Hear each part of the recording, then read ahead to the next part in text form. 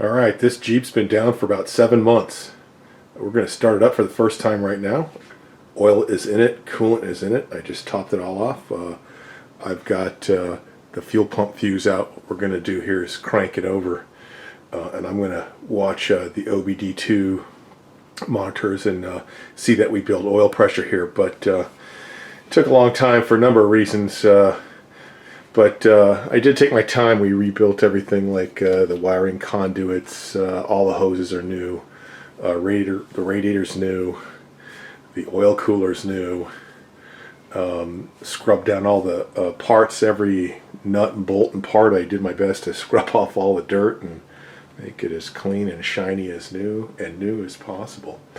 But I'm going to, again, I'm going to put the duct back in here because I had to bleed off the coolant system when I filled it. We also, I had to, with the radiator out, don't know if you can see the power steering hoses down there, but I wrapped those up with wrap. And I'll show you the old, give you two of the old parts that came off. But heater hose is all the way from the firewall. This part comes, the only way to get these two hoses here is to get the metal manifold.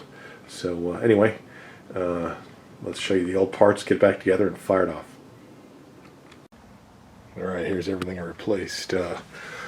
Y-pipe smashed, timing chain parts, tensioner, intake gaskets, exhaust gaskets, sensors that go on the back of the heads,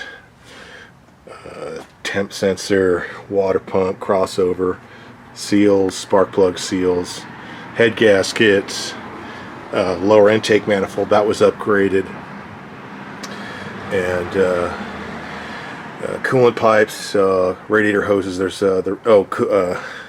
thermostat, oil cooler, and over here we've got the heads and the oil.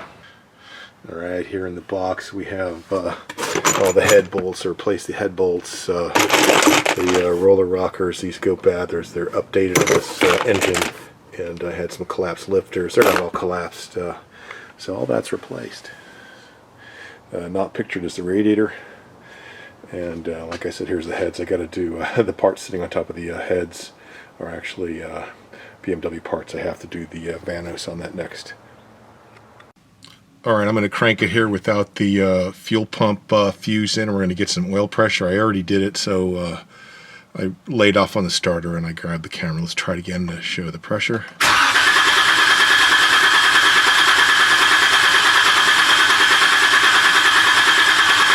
Let's hold it there for a second. Get it flowing. Alright, that's enough. I'm going to let it go. I'm going to go put the fuse in and we'll start it up. Alright, the intake air temperature sensor's connected, the air box is in, the fuse is back in. We're going to go start it here. I also, I meant to show that I bought a bag of these little fir tree zip tie thingies and replaced a bunch of them here. It turns out they're all broken. A lot of them break. It's easy to break. In addition to these little wire conduits, we replaced pieces. Alright, let's put this camera down, start it up. It's either going to pass or fail. We're going to hear a bunch of noise. That doesn't sound good, or just start right up and run. I think it'll just run. The fuel pump, as soon as I hit the key, it should build field pressure, and it should start right up. I don't think I need to do anything other than leave the key at the on position for a second, and it'll start. So let's put this camera down. Hopefully probably a little bit of smoke will come off the exhaust manifold where I had my grubby paws on it, and I did use a little bit of WD-40, so you may see a little smoke as it starts to warm up. Alright, let's do it to it. Might hear some rattles. That will be a couple of loose exhaust clamps in the back. We'll see what we get here. Alright, wish me luck. Either I still got the camera or I don't.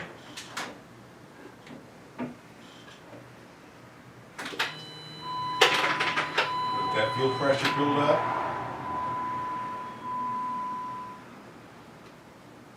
Turn on the heater. Alright, let's do it. Oh yeah! Light up!